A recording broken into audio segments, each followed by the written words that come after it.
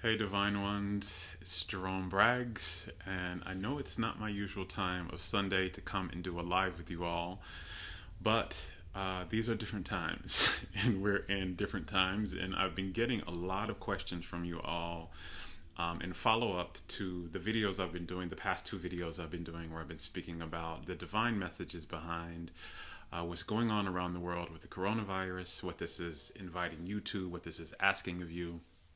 Um, and I just want to keep going deeper in that to offer us some greater understanding as well as some tools in these times to really stay connected to who we are and to the experience of well being that we truly deserve.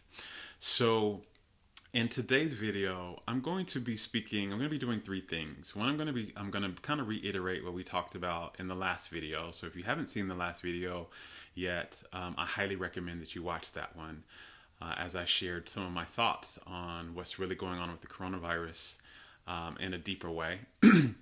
So you can go back and watch that on my page. So I'm going to kind of reiterate a little bit of that and really dive into what this particular situation is asking of us, what this is inviting us into. Then I'm going to share with you all a personal story of mine to kind of anchor in this message. If you're new to me, I am an intuitive healer who helps people heal themselves and experience more well and delicious lives through the practice of self-love. And my own journey is what brought me here. I had a near-death experience after I was diagnosed with AIDS and kidney failure and given just days to live, where I had a conversation with Source and was told the key to healing and well-being was to truly love ourselves.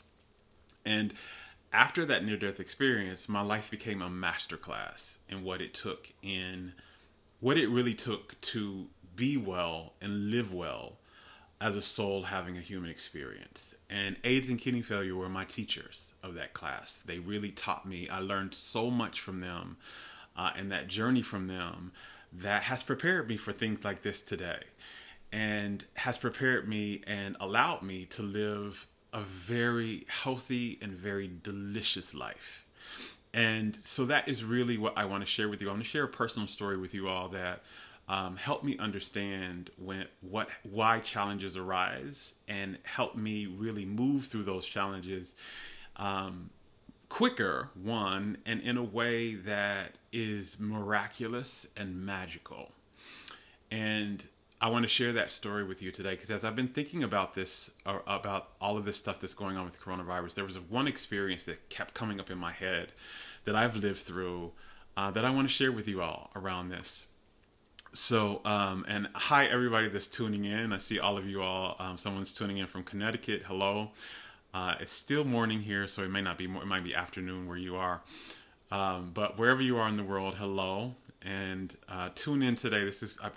This live hopefully is going to give you something that will help you, one, feel better throughout this process that we're all going through globally right now, and also really stay connected to yourself, the truth of yourself, and maybe even experience some type of magic or miracles through all of this. So stay tuned. But I'm going to share a story with you all, a personal story from my own experience that'll help you ground in what we're going to talk about today. And then I'm going to offer you at the end some tools, some little exercises and tools that you can do to help you really better embody the truth of who you really are and move through this challenge, no matter where you are, no matter what this challenge is presenting to you at this current time, to move through this challenge in a way, a soul aligned and a soul inspired way. So, having said all of that, I hope you all are in here. Let's all just get together, and I see some of you all are in here from Maryland. Hello, good morning. Let's just all take a deep breath together and center in. So on the count of three, I just want you to take a deep breath in with me, and then we're going to slowly exhale that breath. So 1, 2, 3, breathe in. Hold it. And breathe out.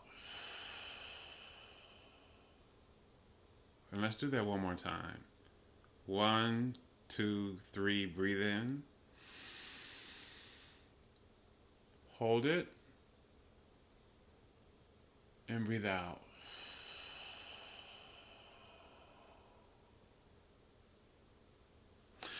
Okay, you all. So again, thank you for being here. So in the last video, I shared why challenges come, and that when a challenge comes in our life, no matter where it comes in our life, no matter how it comes, no matter what it's about, no matter what it looks like externally, it is always coming to do two things. It is always coming to do two things. And the first thing that it comes to do is to be a reflection. To be a reflection of the internal state that you're holding, meaning the energy and the beliefs that you're holding about yourself, about life, about what you expect from yourself and from life. It's coming to reflect that. And so this particular world we live in, this dimension that we live in, this is the dimension of reflection. So what I mean by this is the dimension of reflection. What I mean by that is everything that you see out in reality, everything that happens, the relationships you have, the experiences that you have, the events that happen, they are a reflection somehow of what you personally believe and how you personally feel, particularly habitually and chronically. And that's what a belief is. It's really a thought that you're habitually thinking, and it's a thought that you're holding. You've thought so much that you hold it as true. You've thought so much that you hold it as some type of possibility for yourself. And how you're feeling, like how you're emotionally feeling, right? And again, habitually, chronically. And so our events are, and our internal world is the real world. It is the world of creation. So this world, the internal world, our beliefs and our feelings, that creates the outer world. That creates all of the experiences, events, and relationships that we have. And so any type of challenge that comes up first as a reflection of our internal world. It reflects something. And what it's reflecting is a belief and an energy that we're holding that's not in alignment with the truth of our being, with who we really are. So if it's a challenge, if it's something kind of a little painful, or there may be a little struggle in that, it's reflecting that, right? And so the beautiful stuff that happens and the delicious things that happen for us are a reflection as well, but they're a reflection of where we are in alignment. We are in alignment with the truth of our soul. The challenges come to reflect to us the energy we're holding, the beliefs that we're holding that aren't in alignment. And so that's the first thing they do. They come to reflect. The second thing they come to do is they bring an invitation. So remember, you are a soul. You are loved by this universe, and you are supported by this universe infinitely. Infinitely. That hasn't changed. That even in all of this that's going on, that is still true, and that won't change, right? So when we understand that we are loved infinitely and unconditionally by the universe, then the things that show up as a reflection, they also come to serve us in some way. And how they come to serve us is they bring an invitation. What was one of the ways? It's not the only way they come to serve, but one of the ways they come to serve is they bring an invitation. They offers an invitation, and they offers an invitation to return to our truth, to return to and express more of in our lives who we really are, the truth of who we really are, and the energy of who we are. So what I mean by that is they are inviting us to embody in our consciousness more of the belief that is in alignment with who we truly are. And then to express that in our lives, to express that in our energy and express that in our behavior and how we show up for our lives. And when we do that, when we take that invitation, when we begin to do the work to embody more of the truth where we haven't been embodying it in our consciousness, and to embody more of the energy and the frequency of our soul where we haven't been embodying that in our energy field, a miracle usually happens in our lives. Our transformation happens in our lives for the better. Our lives get better. Our lives change for the better somehow. And this was very true for me over the course of my own healing journey. Again, if you've been following me for a while, I talked about this a lot, but where I was, what AIDS and kidney failure showed up in my life for, they were the same thing.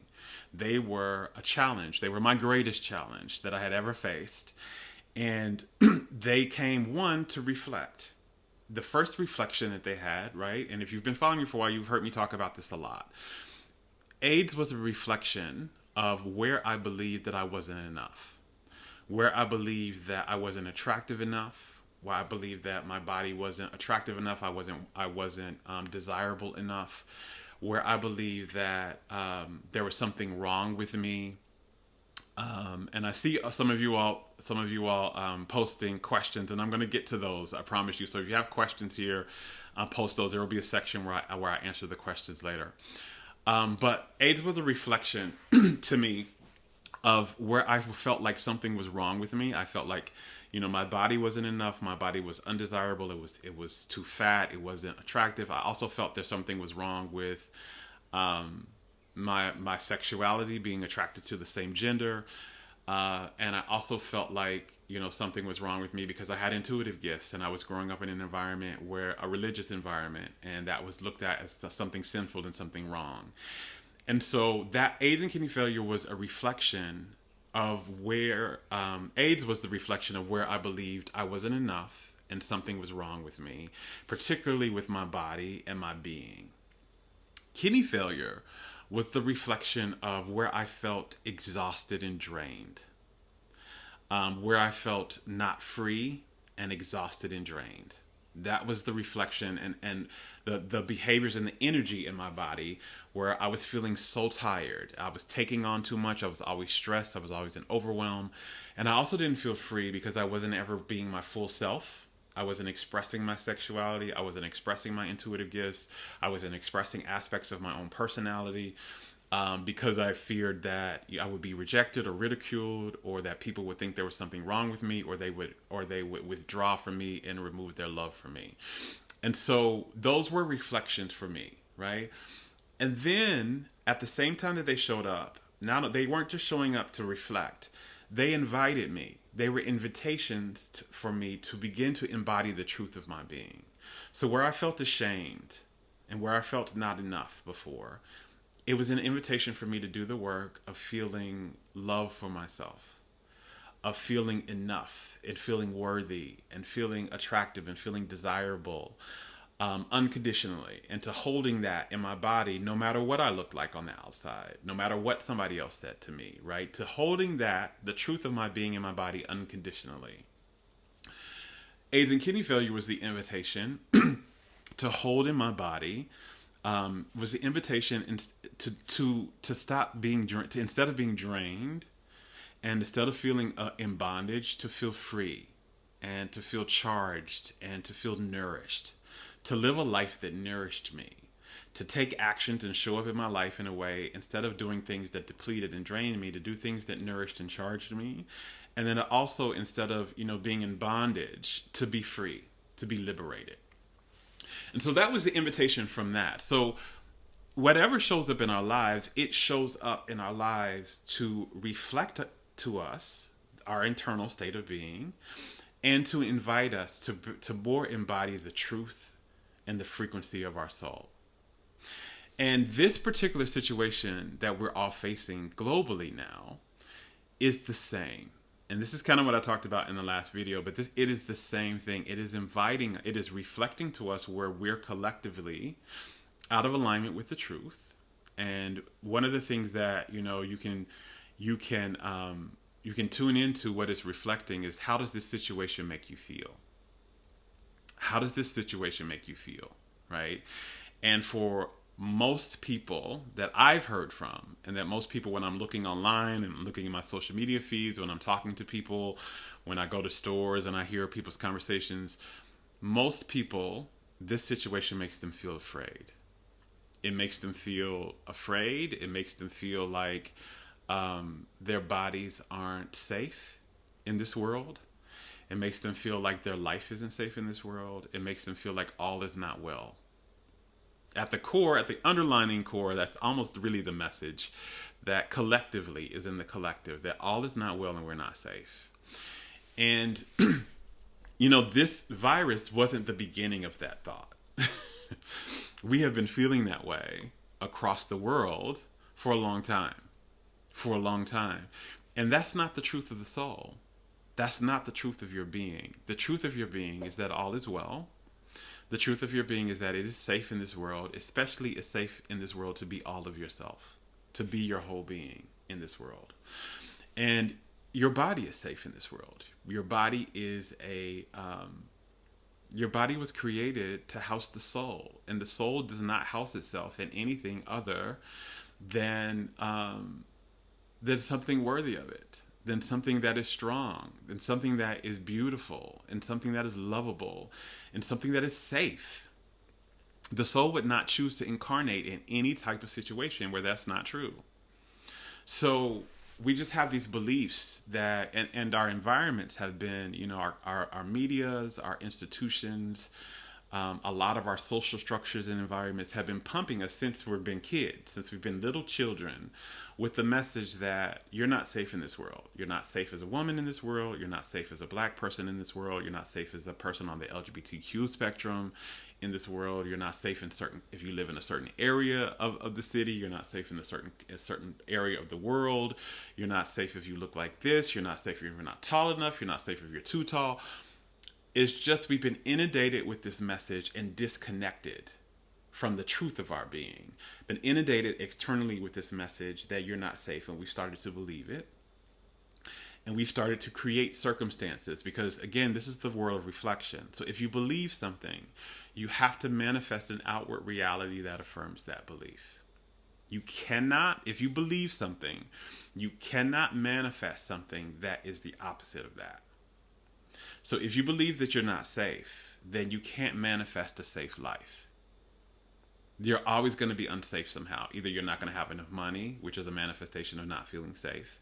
You're not going to have enough money to pay for all of the bills and all of the things that you need to pay for. You may not be safe physically. You may be in some type of abusive situation. You may not be safe. You may think that something about your personality or something about your being is under attack. It's under judgment or under constant criticism or under constant ridicule. But you're going to manifest some type of situation that affirms the belief that you're not safe. But again, the outward experience is not the truth. And this is something that I want to really get to here before I share with you a personal story. The outward experience is not the truth. The outward experience is the reality. It's real. And it's not to deny that it's real. There are some spiritual teachers that would tell you that, this is all an illusion. And in a way, that's true. But I am not in the approach to deny your experiences or to deny what's real. You can accept that this is happening for you. But what you need to know is that even though it's happening, that's not true. You can manifest something that's not true. And you only manifest what's actually true for you when you hold what's true for you inside of you. As within, so without. You can't live something externally that's not inside of you. So if you're not in alignment with what your truth is, you can't manifest experiences that affirm the truth.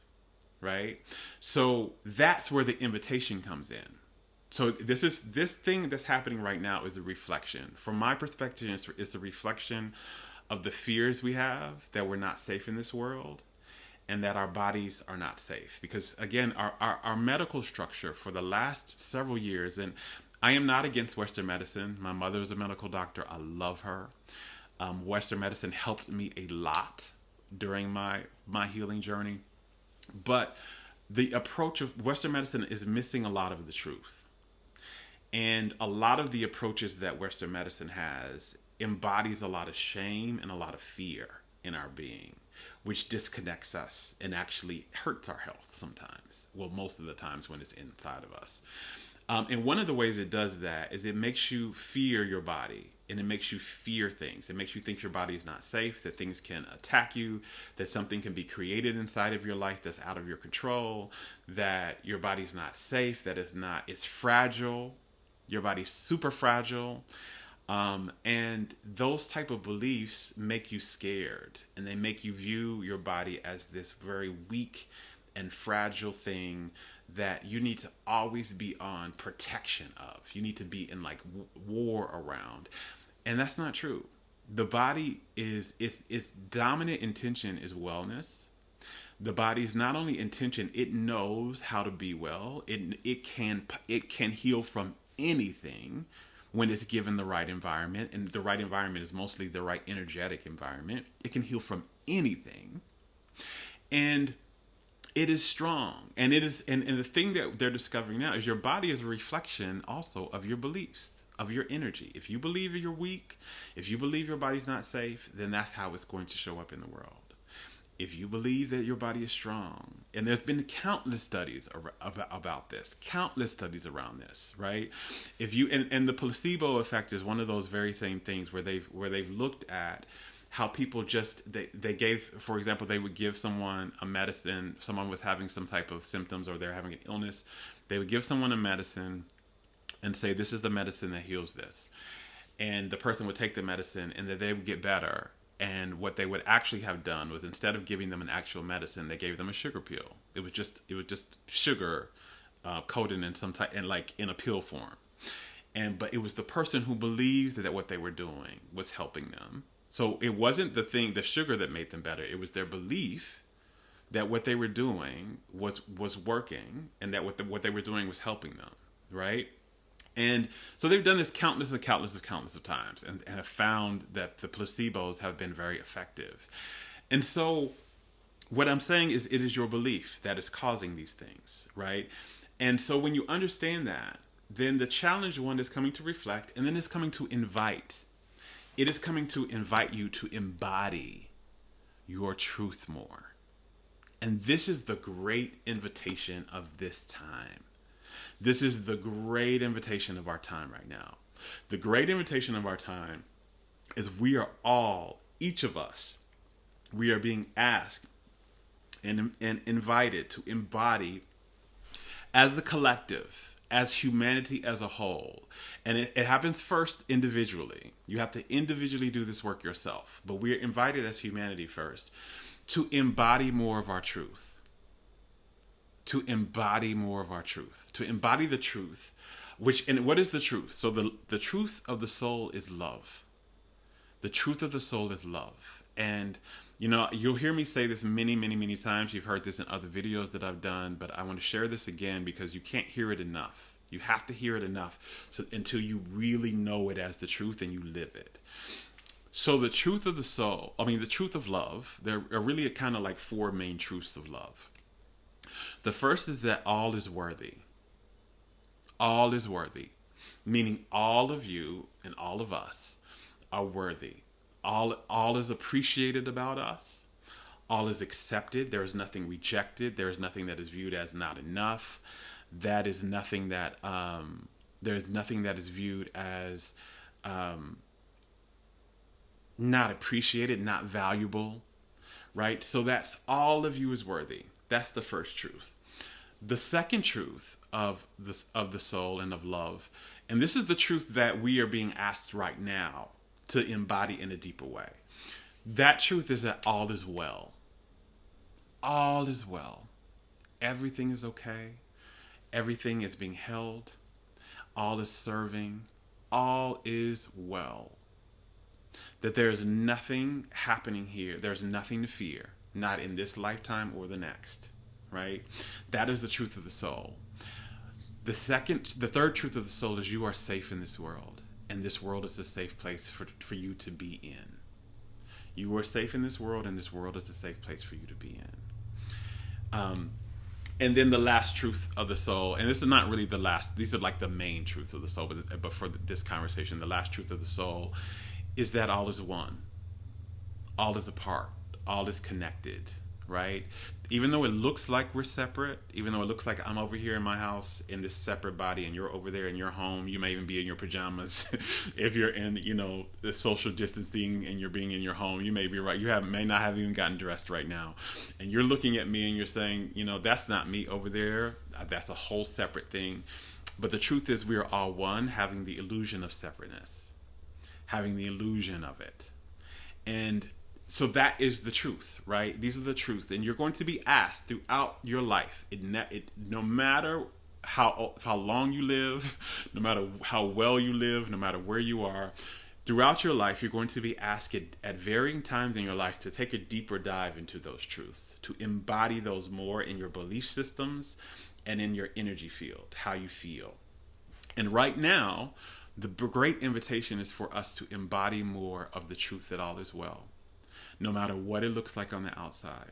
No matter what is happening externally, can you hold this in your energy? This is what unconditional embodiment is about. No matter what is going on outside, can you hold inside of you the feeling that all is well and the truth that all is well? The feeling that all is well and the truth that all is well. This is the great invitation of our time right now. This is what we're being asked. When challenges come up, they ask you to take a deeper dive into the practices, into your spiritual practices, and into the things that are the truth of who you are. You're being asked to hold to that and to express that in the world more. So, and then the other invitation is to surrender. To surrender. To surrender. You know, one of the things I've learned in my journey is that, you know, I am a huge proponent of surrender. I am a huge proponent of it. I have seen miracles happen when I have surrendered. As a matter of fact, every time I have surrendered, every time I've truly surrendered, a miracle has happened after that. Without fail, without doubt. I've never not seen it happen in my life. I've never not seen it happen in the clients that I've worked with when we've worked on surrender. Anytime you've truly surrendered, a miracle happens. And surrender is not just what a lot of people, how we're taught it in our cultures is that it means like giving up. And it means, you know, we look at it as kind of like if you're at war. And this is really, in a way, it's really a good metaphor. But we look at it as if you're at war and you're losing. So you just give up. And you just give them and you let them have their way. And in a way, that's how we've been taught surrender is. And in a way, yes, but in a way, no, it's not. And we look at surrender as an act of weakness, and it's a huge act of strength. Because what surrender really is, and this is a deeper level of understanding surrender, what surrender really is it's you are literally finally resting in the understanding that you are loved, that life loves you, that life loves you. And you're surrendering to this understanding that life loves you and love only wants what's best for you. And you may not understand in the moment how that's supposed to happen. So you're letting go of your understanding and letting life guide you. Letting whatever this situation is, be what it is, understanding that life is in control here, your soul is in control here, and your soul loves you, so it only wants your well-being, and it's trying to guide you to that in a way that you can't see. And so you give up your own internal guide. You give up your own like personal trying to guide this and letting your soul guide you. It's making peace with whatever it is and being internally guided, knowing that even if you can't see how, even if you don't know how, even if you can't see what and how and when, you understand that you're being loved and love is only guiding you to what's good for you. That's real surrender. And that you're willing to do what's being asked of you, what love is asking you to do, no matter what it is. And this is what's being asked of us again in this time right now. We're being invited to a bigger dance with surrender.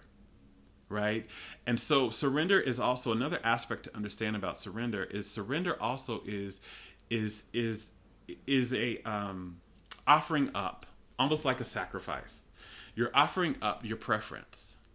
So, for example, right now, I don't want to, I had a lot of stuff I had planned for March. March is my birthday month. I usually do a lot of celebrations in March. I usually do a lot of traveling. I had a trip planned to see some friends coming in a few weeks. I had some things I wanted to do and some workshops I was trying to offer in person. I had a workshop I had planned next month that I was going to travel for. And, that was what I had preferred to do. That is what my preferences were. But life is asking me to let those things go right now. Life is asking me to let those things go. Now, if I didn't surrender, I would be, like having like a very just stressing out, having anger about it, thinking I knew what was best, and trying to force things. But surrender is just letting go and trusting in the flow of life. I've learned to trust in life. And so I've let go. So I'm here in my house. And one of the beautiful things is I'm able to do more lives with you guys now that I'm at home. I'm here. I'm taking care of myself. I'm taking it easy. I'm resting more, which is something I also needed more of.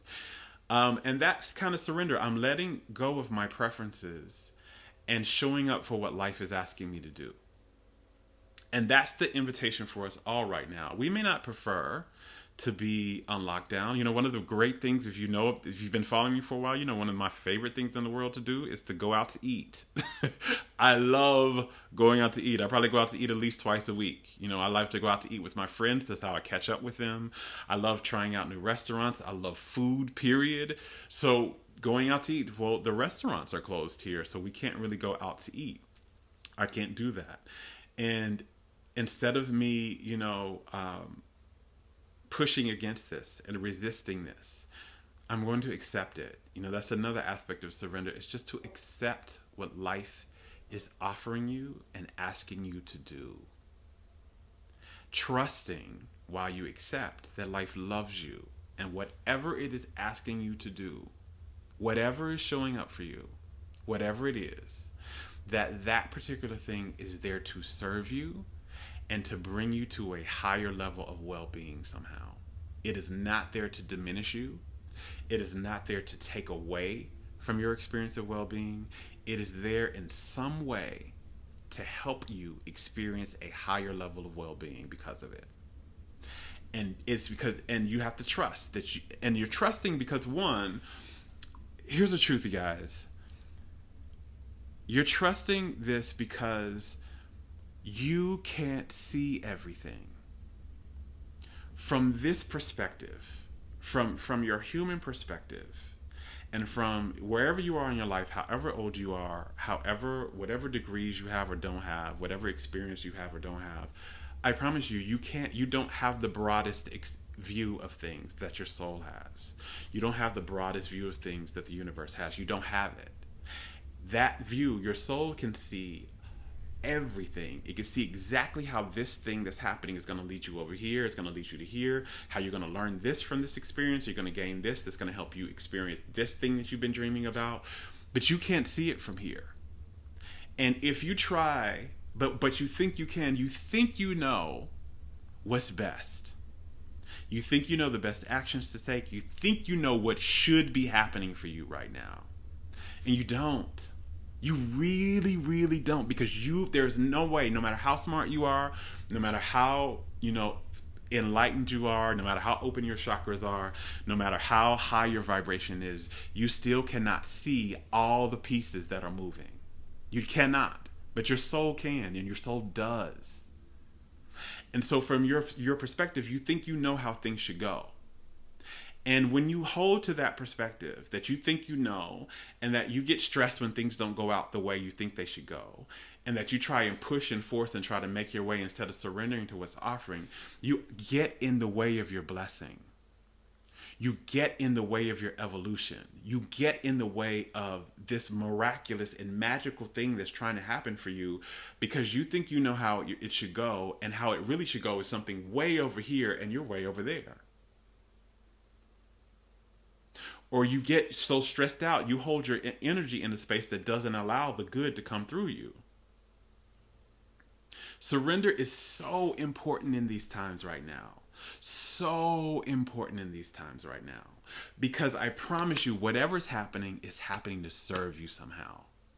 And it cannot serve you unless you fully let go and fully trust and fully just follow what's asking of you to be done. So you follow. So here's the thing that's being asked of us right now. We are asked to surrender, and we are asked to embody the truth of our being. Because you can embody the truth of your being while you're doing what's being asked of you. So I'm in the house. I am, I'm following the social distancing. guidelines right now as much as possible, as much as I can. You know, I've canceled some of my events. I've canceled those flights and those travels that I was going to have. But at the same time, I know that all is well. I am not afraid. And whenever fear comes up, if I do get some level of fear, I do the tools that I have in my toolbox that bring me back to the knowing that all is well, and that bring me back to the trust that all is well. And you know, I'm holding to this truth because here's the thing: is souls. Why? And this is the beautiful thing about being in this life, being in this dimension. You get to choose your frequency. You get to choose it. No matter what. This is what being unconditional love is all about.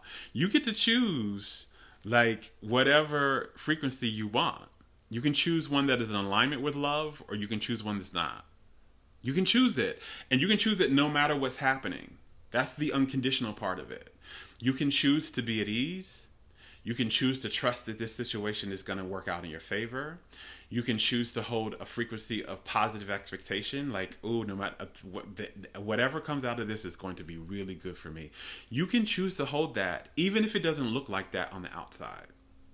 Even if nothing outside of you says that, you can choose to hold that. And what the magic in that is your frequency determines your reality. So if you hold to a frequency that says, this is working out in my favor somehow, and no matter what, my life is going to get better because of this. I'm going to be even healthier because of this. If you choose that frequency and you hold to that frequency, that's going to be your experience. Somehow the universe bends, because the universe always bends to match your frequency. It always bends. So if you're holding that frequency, if you're habitually holding that frequency, the universe is going to bend itself around that frequency somehow. And the experience that you have, even in the midst of while everybody else is having another experience, the experience that you have in your life is going to be one of well-being. It's going to match that frequency. This is what the invitation is for us. We are being invited as souls to have, we came here as souls to have a delicious experience. We came here as souls to have the experience of well-being. That's why we're here. And everything that happens is inviting you into a deeper experience of that. The universe loves you unconditionally and infinitely. And it wants you to have the intention for why you came here. This experience is helping you have that. And the way to have that, in the midst of everybody else getting sick, in the midst of everybody else being afraid, if you hold to the truth that all is well, if you hold to the truth of love, that all is well, if you choose your frequency, how you want to feel, in the midst of this situation, I want to feel even more healthy. That's my intention. I want to feel even more well. In the midst of all of this, I want to feel the healthiest I've ever felt before. I want to feel even more free, and I want to feel even more happy. And I can choose that. I'm going to choose to hold happiness and health and freedom in my energy field. And already, I've chosen that already some miraculous things have happened for me. Some miraculous things have already happened for me. I just got a call, was it last night? It was either last night or the night before, that someone saw one of my videos. A spiritual center saw one of my videos, and that I've done for you all in live, and they want to show the video to their own congregation this Sunday. That's gonna be the sermon at their congregation, is they're all gonna watch my video. Like, how my message is getting out in a bigger way now, and they're gonna send me a check. They're actually going to pay. I didn't even have to show up to them. I didn't even have to create anything for them. They're going to use something I already created, and it's going to serve people, and I'm getting paid for it. Right? This is already, well-being is already happening in deeper ways for me in this experience, because I'm choosing my frequency. I am embodying the truth of my being in the midst of chaos. And this is the invitation. That is always the invitation. Embody the truth of love in the midst of chaos unconditionally. You didn't come here as a soul to let the outward circumstances dictate your inner reality. You did not come here for that. You came for your inner reality to dictate the outward circumstances. That is why you're here. You came to choose what internal reality you were going to hold, and that internal reality was going to create your external reality. That is why you came here as a soul. And life loves you, and it's going to offer you all types of opportunities to practice that. Life is not testing you because life loves you, and love does not test. Love does not believe you have anything to prove to it. So love is not going to test, because that's what a test is. It's to prove that you know something, right? To prove that you're worthy to go to another level. Love already knows you're worthy. Remember, all is worthy, unconditionally. So love is not asking you to prove anything, but it's going to give you an opportunity to practice who you really are and to do what you said you wanted to do when you came here, which is choose the internal reality to create your external reality. And this is exactly what's going on here. So this is the invitation. We are invited to surrender, which is to trust life in this, to trust and just do what's being asked of you. Just do what's showing, follow your internal guidance. And you do not have to resist life. You don't have to resist your life. No matter what it looks like, it's trying to serve you. Trust. Trust in the flow of love. Your soul has the bigger picture and it's guiding you. Your work in all of this is not to dictate what happens externally. Your work is to dictate what happens internally. To dictate what happens internally. To dictate the frequency you want to hold. Do you want to hold fear? And I know you don't want to hold fear because fear doesn't feel good. Fear it's not a good feeling, right? It's not a good feeling. And it's not to run away from fear and to demonize fear. As with all emotions, they are guidance. Fear helps you get clear on, when you really listen to it, it's helping you get clear on what you really want instead, and then to make the shift towards what you really want. So what you really want is well-being. And the shift towards well-being, and what you really want is to be safe. And in order to shift towards well-being and being safe, you have to shift your internal state and what you're thinking about.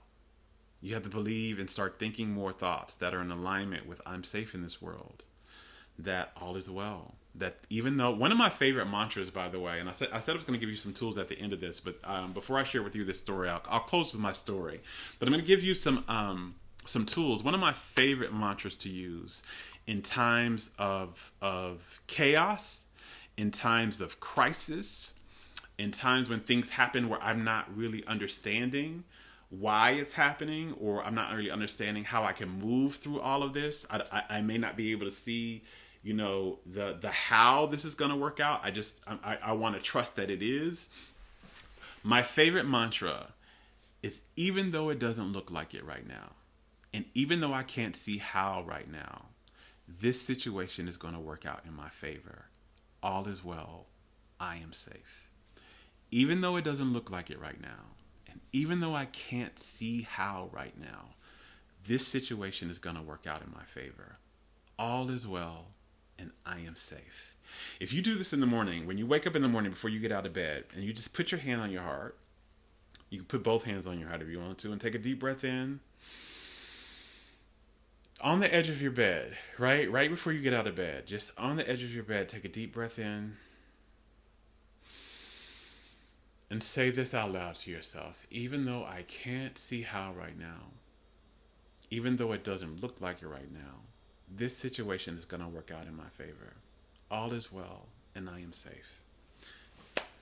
You keep doing that, you'll feel your energy relax. You'll feel your shoulders relax, which is the first sign that your energy is relaxing. And it'll begin to change your mindset. It'll begin to change it. It'll begin to change it to trusting. It'll begin to change it to trusting this. So I said I was going to share with you a story, and I don't want to take up all of your time today, but I'm going to end today with a story. But I just want to, again, the great invitation of our time, and this is a great example because this is a global event where all of us are having this experience in some way together. Right? If that's not another example of oneness, remember the truth of love is all is connected, all is one. So we're all connected. We're all one in this experience. The great invitation for all of us is it's now time to embody our truth more, because we've been disconnected from it. It wasn't our fault how we got disconnected from it. We had the media, we had, our institutions, we had even the messages in our religions, that we're not safe. And this world is not safe, and that our and our medical systems have taught us to fear our bodies. And so we're coming back home to the truth that our bodies are nothing to fear, that they're not fragile. We're coming more back into the truth, right? You may not come fully back, but just even if you make a slight turn back to the truth, even if you come back to it 10% more, your life will it will get better. Any shift back to the truth improves your life. Any shift improves your life. And we're being asked to shift and to surrender, to really trust that we don't have the big picture. We don't know how everything is supposed to work out, but there is a part of us that does. And that's the soul part of us. And that's the part of us that loves us deeply. And we can trust in his guidance in this. We can trust in his control here. So let me show you, let me share with you this story. So there was, in this story, it is a pure example. If you follow me with this story, one, it's a very entertaining story, so you're not going to be bored. And then two, this story was a full experience in exactly what I'm talking about here. Again, when I started this video, I said that my journey with healing from AIDS and kidney failure was a masterclass in embodiment and surrender. It was a masterclass in learning how to truly be well and live well as a soul having a human experience through embodiment, embodying love. And so there was an experience that happened to me. This was maybe about 8 years ago, 7 or 8 years ago, and I had initially when I was placed on dialysis when I had kidney failure. And initially in dialysis for a period of time, they were taking my blood out of, they were cleaning my blood. And that's what dialysis does, is it removes the blood from your body. There's a machine that they hook you up to, and it removes the blood from your body. And it cleans it because your kidneys when your kidneys aren't working, they can't clean your blood on their own. So it takes the blood out of your body and it cleans the blood. It does the filtering, and then it returns the clean blood back into your body. And one of the ways they used to do that was they would stick needles in my arm, and they would create something called a fistula. And a fistula kind of is just almost like an enlarging vein. And they would stick the needles in that and draw the blood out and return it.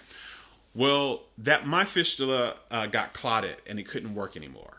And so they had to do a catheter. And they couldn't put a catheter. And they usually would put a catheter up here somewhere in your chest.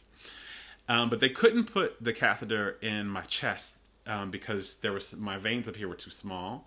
So they had to put it in like my groin area, like in my leg and my groin area. The surgery for this, to put this in my groin area, was probably the most painful thing I've ever experienced. It was extremely painful. And during this surgery, they did not put you completely under. Like usually when they're doing invasive surgeries, a lot of times they will put you completely to sleep. The anesthesia will put you completely out. Well, this was what's called a local anesthesia, so it was not putting me out, and it was supposed to make me take all the pain away and not have me have experience of pain. Well, it did not. It was the most painful thing. It was extremely painful, and I'm not going to go into full details, but I mean to where I was literally screaming on the surgery table. And the thing with the catheters is they also can get clotted and they also can stop working. And so after a period of time that catheter got clotted and I had to have another surgery, and that surgery hurt too. And I had about 4 of these surgeries in the groin catheters, and until they were going to fix my arm again, and so that I didn't have to have this again. And it was supposed to happen to where, they had this surgery on my arm. It was going to be fixed to where I didn't have to have that surgery. And it was like a few weeks before they were going to be able to use this arm and no longer to take my blood. And they were no longer going to have to do the groin. They're going to be able to take that groin catheter out. Well, maybe 2 weeks before they were going to start taking the groin catheter out and using my arm, that catheter that I had in again, it got clotted again, and I had to go back in for surgery. And this surgery, this time, it had been a long time since I had surgery. I think it was like a year or two since the last surgery. And I was feeling fine. Everything was working well. I was comfortable, and I was terrified. I was terrified of the surgery because I didn't want to have to go through that pain again.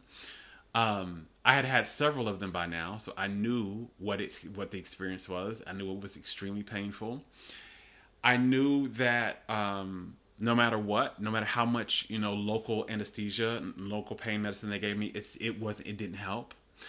And here I was thinking I was 2 weeks out from not having to deal with this anymore. Right? I was 2 weeks out from not having to deal with this anymore. And and so my whole thing was, why is this happening? Why? I don't want this to happen. I don't want this to happen. And I was like, okay, it's supposed to be, the surgery's supposed to be in like 3 days. I'm going to heal myself. I'm going to do everything I can to heal myself so that I don't have to have this ever again. I don't have to have any of this again. So like I was doing all the green juice. I did like a raw vegan diet. I was juicing. I was doing everything. And while my skin was getting better, my kidneys weren't healing any fat. They weren't healing anymore. And it was coming the night before.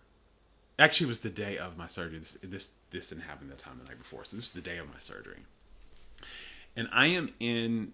They take me to the hospital, and the whole time I am just in terror, and I'm praying. I'm just like, please, universe, please just heal my kidneys right now, so I don't have to have the surgery. Please, please, please, please, please.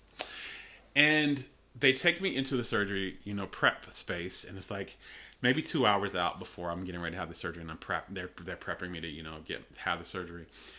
And as I'm sitting there, because in this part I have to be alone, right? So my family can't kind of come back in this part, so there's nobody here with me. And as I'm sitting here in this hospital gown alone, I have this awareness that I've been studying all these things. I've been getting all these messages, from my guides, maybe even teaching this before, that all is well, right? And that the undercurrent of life is well-being. It's love. That love is literally the undercurrent behind everything that's trying to happen. And that if we trust in it, if we're not resisting it, then well-being and love is all that will happen. I said I believe that.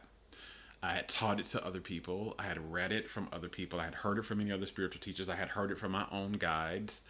I had heard it in my own meditations. And here I was laying down. I said, if I'm going to believe this, then I'm going to believe. If I'm really think that this is, I'm going to believe this. I just made the decision right there. I'm going to believe this now. I'm going to believe that life is trying to work out in my favor, that it truly loves me here and it's not trying to hurt me. I'm going to believe that all is well. Even though I've had many experiences in this same situation, in this same hospital with the same team of doctors where it wasn't well. Even though I'm just going to believe that all is well. I don't know how it's going to be well. I don't know. And I'm just going to surrender here. If I don't want the pain, but if the pain is part of my process, then I'm going to go. I know I've survived it before, so at least I'll survive, right? That was my initial concept. I know I've survived it before, so at least I'll survive. I'm going to surrender here. I'm going to be at peace. I deserve to be at peace anyway. So I'm going to surrender. By the way, that's how you know you fully surrendered, is when you're at peace. So I fully surrendered, and I began to believe that all is well, and that I am being loved, and that life loves me. Even in this situation, even if I can't see how, life loves me, all is well, and I am safe. I began to just, over and over and over and over again in the hospital bed, I began to tell that to myself. I began to affirm that to myself. I began to breathe that deeper into my shoulders, and I began to feel my body just relax and relax and relax, relax, relax, relax the more I did it. And all of a sudden, some magical things began to happen. First, when the nurses came back to take me to the surgery room, as they began to take me back to the surgery room. Now, before in the surgeries, the people they weren't very cold to me, but they weren't really engaging with me very much. They were in all the other surgeries, they were just plain, let me get this guy back here, let me do the job well, and let me get him back safe. There wasn't a lot of engagement. Well, when they came back this time, they engaged with me. They asked me things. They told me about their own lives. They laughed with me. there was this, I felt so warm and so supported and so held by these people as I'm being literally rolled on this hospital bed to the surgery room. And then I began to see something differently. It literally changed my eyesight. I literally began to see these nurses rolling me down to this surgery room. I began to see them for who they were. Like, I literally began to see their souls. I saw this radiant light. I saw this beauty in them. They were literally angels, like literally guiding me down. And I had never seen anything like this before. Never. I had never seen anything like this before. And I'm literally being rolled down. And I'm literally like almost in this blissful state because I am at peace. I'm believing I'm going to be safe. I believe that all is well. And these nurses, I'm literally seeing these angelic auras around these nurses as they're rolling me down to the surgery room. They roll me into the surgery room and they put me on the bed, and the anesthesiologist comes, the person who's going to, offer me the local anesthesia comes over, and they say to me, I'm going to give you the medicine now. And I said, and they said, it's not supposed to, it's supposed to take all the pain away. And I asked, there was the same medicine that the person told me, the medicine they were going to give me. And it was the same one that they had always given me. And before in the previous surgeries. And, in my head, I said, I remember saying, it doesn't take the pain away, but I'm okay. I offer my life up even to this pain. I trust my soul in this. If this is part of my experience, if I'm supposed to go through pain, somehow this is going to serve me too. And I literally just surrendered my whole life. Just whatever has to happen, I'm here. And I just took a deep breath in, and I took a deep breath out, and I said, I let go. And I looked at the surgeon as he came in he was putting on his mask and getting all the surgery tools in. I looked at him as he came in, and I just looked at him, and I saw the light around him too.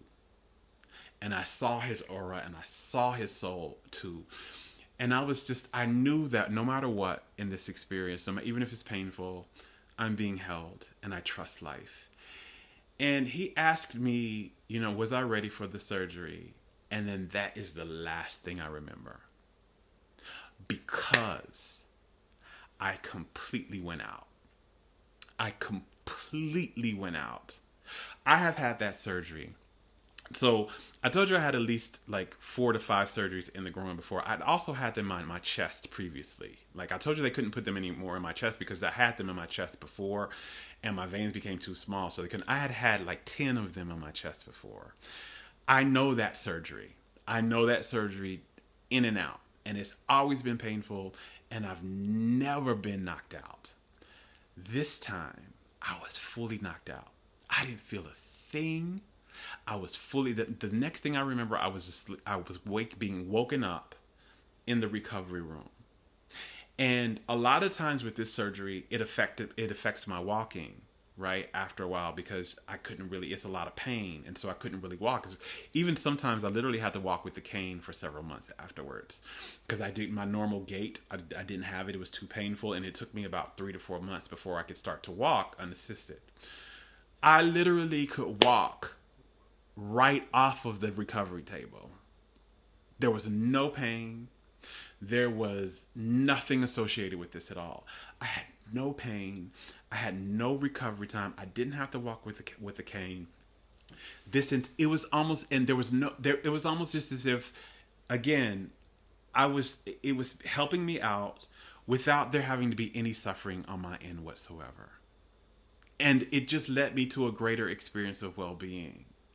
And it was from that experience that I began to truly understand that when you embody the truth, when you trust that all is well, and you feel it in your body, and you begin to truly understand it, and you begin to show up in it, and you begin to live it, a miracle happens for you. And you surrender. I embodied and I surrendered. I said, whatever has to happen, I'm here for it. I offer my life to it. I'm not going to resist it. I'm not going to push it. I was resisting before. I was trying really hard not to have this surgery, but it's like, I'm going to have this surgery. I'm just, because I could have chosen not to have it, by the way. I could have chosen to say no. But I said, I'm going to have this surgery. I'm going, if this is what life is asking of me, I'm going to have this surgery. I'm going to go through this.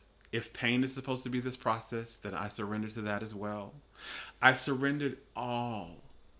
I sur- there's a song we used to sing in church when I was growing up called "I Surrender All."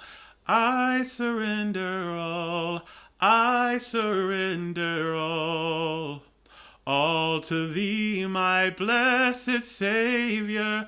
I surrender all. And I used to love that song. I used to love that song, and I hear it now like that is if we surrender all, just lay it down, everything that life is asking of you, just surrender. But embody the truth and watch a miracle happen for you. That situation changed my entire being, because had I healed before that, had my kidneys miraculously healed before that, I would not have trusted like I trust today that all is well. I would not have trusted that no matter what it looks like on the outside, if I just surrender and trust that I am held and that I am safe and that I am loved, that well-being will happen for me. That well-being is trying to happen for me, and that it will if I just embody the truth and surrender. If I had healed before that, I promise you, I would not have known that, and I would not be living that way today. That situation served. It was a challenging situation. It may not have been the situation I preferred. It might have been the situation that from this mindset I would have asked for, but it was the situation that I most needed that helped me embody the truth, and now I can teach it. I can teach it from not just something I read in a book, not just something that somebody else told me, something that I have lived countless times. I know that I know that I know that I know that this is the truth. I know that I know that I know that I know that if you embody the truth in your mind and in your energy field and you surrender, I know that you will experience a miracle. I know that a greater experience of well-being will happen for you. This is not something I'm postulating. This is not something I've read. I've lived this. And if I hadn't lived it, I wouldn't be able to talk to you about it. And I needed that experience. That experience came to serve me because it offered me the ground, the deep grounding that I stand on when I talk about this. And I've had many experiences like that, many since. So this is the big teaching for now. You're being asked to surrender, to trust that you're loved, to trust that life supports you, that trust that your soul is trying to lead you to better in a way that you don't understand. I didn't understand in that surgery that I needed that. I didn't understand. But when I embodied and I surrendered, I got it. And this is the invitation what's going on with all of this, with the coronavirus, with all of this, with lockdowns and the social distancing. It may not be what you prefer. Don't fight. Don't resist. Trust. Lean into life and embody your truth. And watch what happens after that. Watch what happens around the world as more of us do this. Imagine if a mass number of us did this, the shift we would cause. So that was the shift I caused in my own life. Imagine the shift we would cause in the world when more of us get together and we say, I trust that I'm safe. I trust that the world is safe. I trust that even in this, all is well, even if we can't see it. And I'm just going to surrender. I'm not going to worry about it. I'm not going to resist. I trust the movement of all of this. And I know that somehow this is going to work out in my favor, and I'm expecting that. This will shift the world. At first, it'll shift the world because it will release the fear from our bodies, and then it'll shift the world. So this is the teaching for today. Try that affirmation that I gave you. Try that mantra, even though I can't see how right now. I trust that this is going to work out in my favor. I know that I am loved. All is well. I'm willing to trust that even this is trying to serve me some way. Just every day, say that to yourself 3 times a day. Put your hand on your heart, say it to yourself 3 times a day, and see what happens. Now, before I go out, I'm going to read some of your comments. Yes, Helene says, what's beautiful is that the slightest shift in the right direction creates immeasurable results. Anytime, this is so true, anytime you shift back into love energy, anytime the slightest shift back into love energy brings an exponential result in well-being. The slightest shift back to love, because love is the source of well-being. It is the only source of it. Love energy, which is your soul's energy, which is God energy, that energy is the source of well-being. So anytime you get more of it in your body, it creates an outer manifestation of well-being, a higher one, and it creates it exponentially, right? It doesn't just equal like, it goes back to that old, like, again, I was raised in a religious setting, so I have a lot of Bible verses, but that old thing where they say the faith of a mustard seed, you'll just, the smallest faith yields larger results. But really it's, just shifting the shift in energy field yields massive results. The shift in your energy field and in your consciousness, when you shift it back into the truth of your being, that's really what faith is. It's trusting in your truth.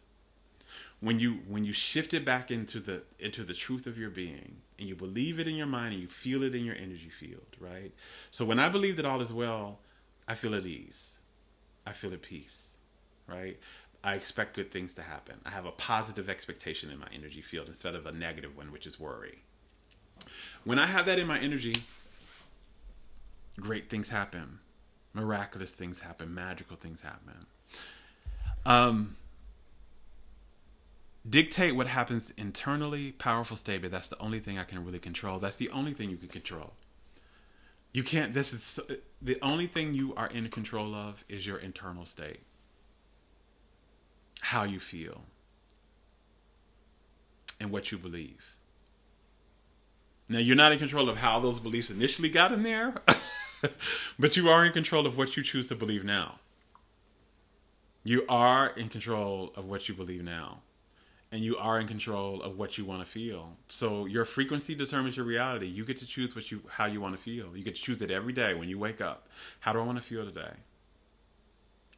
After you do that affirmation with your hand on your heart, choose how you want to feel today. I want to feel healthy today. I want to feel relaxed today. I want to feel safer today. I want to feel more safe. So what are some things I can do to help me feel those things? One of them is I can do my affirmations. I can do my thought processes. I can practice gratitude, because gratitude makes me feel relaxed. It also makes me look at what's going right in my life instead of what's not. I may go for a walk today. I can at least do that, in nature by myself. I may not be able to go to walk with a lot of friends, but I can go for a walk by myself. That makes me feel relaxed. That makes me feel safe. Whatever. So you get to choose your frequency. And now's the time that we get to take a deeper dive into these things. To take these things just off of, like, even just me talking to you all, to take this from me just talking to you all to actually practicing it in your life, to living it. This is the big invitation now. The challenge is, like, you all have read these books. If you're here, my message is for, and the people I work with, you're spiritual seekers. You're who I call the seasoned spiritual seekers. That's my tribe. You're the people who've been on the spiritual path for a while. You've read the books. You may have done the meditation retreats. You've done the workshops. You've taken the green juices. You may have tried the plant medicines. You may have worked with the shamans. You may have worked with the healers before. You've gone to the spiritual centers. You've been reading the books for a while. You may have done all of that. You may have just done a few of those things. But you've been on this for a while. This isn't new to you. You're not brand new to understanding that you are a soul. You've heard of the law of attraction. You've heard of the universal laws. You may have been working with those before. You may have created vision boards before. So this stuff is not new to you, right? But now is the time to take it from just being on the paper, to take it from just being, in these videos and you hearing this, to take these things and to get them in your being. To get them in a deeper level in your being and how you show up in the world. in your consciousness and in your body and in your energy field, so that you can truly live a well-being, a delicious life, a well and delicious life. Because that's what, not only what that's what you deserve, but that's why you came here. That's why you incarnated into this physical dimension, for a well and delicious life. And it's now time to return to the truth of yourself so that you can. Because your truth is the key that unlocks that. The more we get our truth in our bodies, the more we live our truth in our bodies, the more we do that, the more delicious and magical life becomes. And we're always going to be invited to a deeper dive into that truth, right? So even though I know these things, I have a deeper dive into those truths myself. And I am surrendering now, and I'm also doing my embodiment work to deeper embody what I know as the truth. So that's the, I'm going to read one more.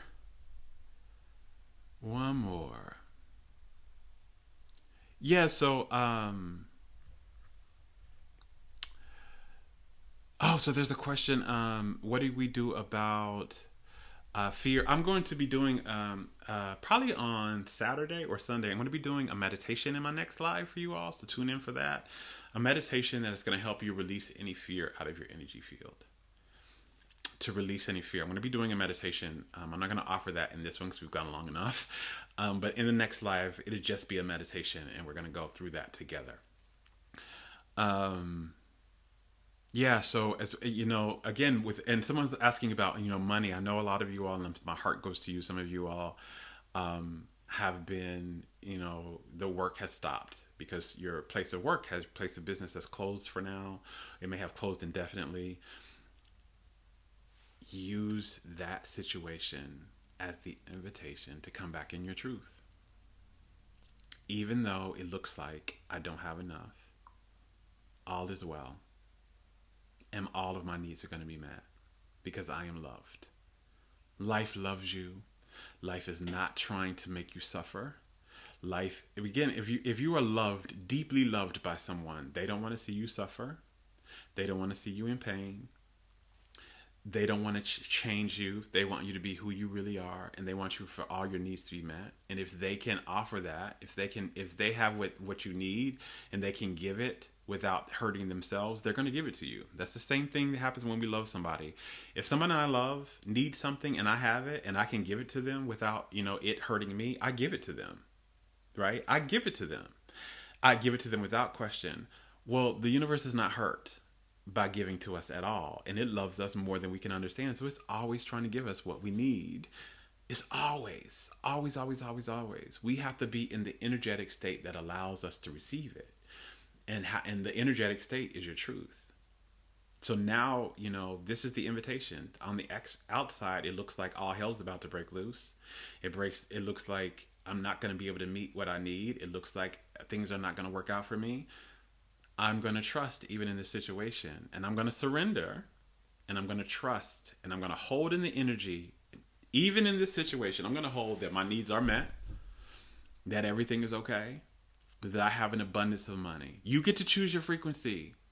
Your frequency does not have to be determined about what you see in your reality. You get to choose your frequency. And if you hold that frequency for long enough, it will change your reality. It will change it. If you hold that frequency, it will change your reality to match it. If you hold the frequency that I have enough, that I am safe, that all of my needs are met, and you hold that in your body, your life will move in ways you will not even believe. It will move in miraculous ways to meet and match that and affirm that and prove that to you.